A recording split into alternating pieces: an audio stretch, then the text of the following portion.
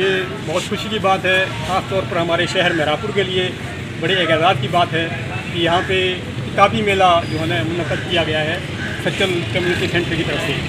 और ये इस बात के लिए मुस्तहिक़ है इस बात के कि इनको इसके लिए हमें शाबाशी दें और इसके काम को सराहें। ऐसा दौर, आज का दौर, जबकि किताब की तरफ कोई देखता भी नहीं, इस ज़माने में किताब पढ़ना और किताब का मेला लगाना एक बहुत ही खुशाइंद बात है।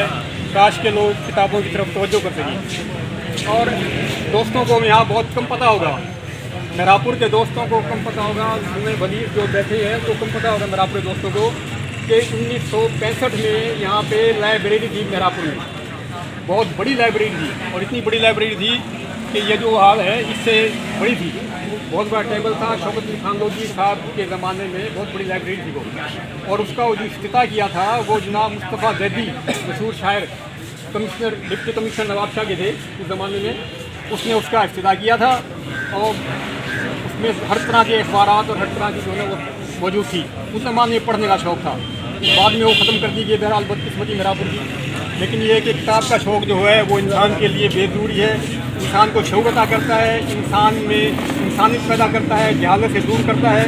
और किताब पढ़ना ये समझो कि एक पैगम्बरी का एक वो है, क्या नाम, हिस्सा है। क्योंकि किताब अल्लाह ताला ने किताब ही नाज़िल फरमाई रसूलुल्लाह पर, कुरान शरीफ की किताब है, वो आला किताब है, अल्लाह की नाज़िल करदा किताब है, वो भी किताब है। और हम जो आम किताबें पढ़ते हैं वो भी किताब है।